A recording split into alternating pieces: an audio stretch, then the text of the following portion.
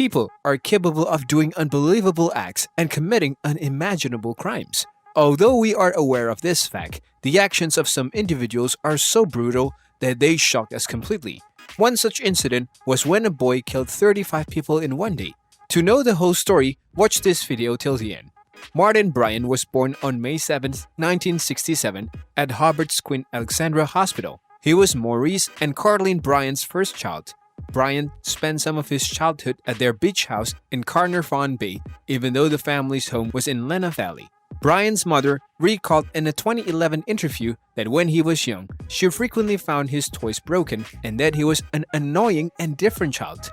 According to a psychologist, Bryant would never be able to hold down a job because he would irritate people to the point where he would always be in trouble. Locals recalled Bryant acting strangely, such as stealing another boy's snorkel while diving and cutting down trees at a neighbor's property.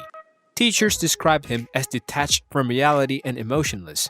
Bryant was a disruptive and sometimes violent child, bullied severely by other students. Following his suspension from Newtown Primary School in 1977, psychological evaluations revealed that he tortured animals. Bryant returned to school the following year with improved behavior but continued teasing younger students. In 1980, he was moved to a special education unit at Newtown High School, where he continued to deteriorate academically and behaviorally throughout his remaining school years. Martin Bryant, 28, begins a killing spree on April 28, 1996, in the quiet town of Port Arthur, Tasmania, Australia, killing 35 men, women, and children. Bryant's first victims were David and Nolene Martin, owners of the Seascape Bed and Breakfast. The Martins had purchased the bed and breakfast that Bryant's father had wished to purchase, and his father had repeatedly complained to him about the harm to Bryant's family due to that purchase. Bryant apparently believed the Martins bought the property to inflict pain on his family and blamed the Martins for his father's suicide. Before traveling to the Port Arthur site, he fatally shot the Martins in the guest house. Bryant entered the Broad Arrow Cafe on the grounds of Port Arthur, carrying a large blue duffel bag. Bryant left the cafe after finishing his meal and placed a video camera on a vacant table. Then, he pulled out a Colt AR-15 SB-1 carbine and began shooting patrons and staff from the hip. He fired 17 shots in 15 seconds, killing 12 people and injuring 10 more.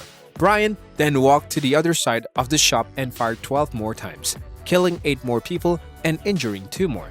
He then changed magazines before fleeing, shooting at people in the parking lot and from his yellow Volvo 244 car as he drove away, killing 4 and injuring 6 others. Bryant drove 300 meters down the road to a woman and her 2 children walking. He halted and fired 2 shots, killing the woman and her child. Bryant pursued the older child and killed her with a single shot.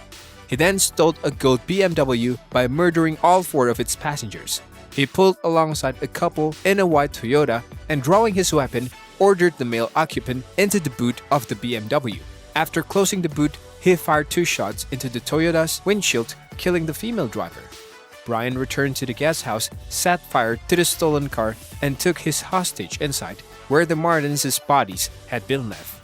The police arrived quickly and attempted to negotiate with Bryant for several hours before the battery in the phone he was using died, effectively ending communication. Bryant's only request was to be flown to an airport in an army helicopter. Bryant assassinated his hostage during the negotiations. He set fire to the guest house the next morning, 18 hours later, and attempted to flee in confusion. Bryant, who had burns on his back and buttocks, was apprehended and taken to Royal Hubbard Hospital, where he was treated and kept under heavy guard. Bryant initially pled not guilty to the 35 murders but charged his plea and was sentenced to life in prison without the possibility of parole, Australia's maximum penalty.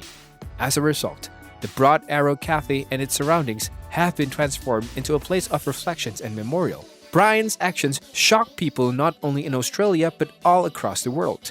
The country learned a hard lesson in the aftermath of the tragedy, and gun control laws in many areas of Australia were significantly strengthened to prevent similar crimes.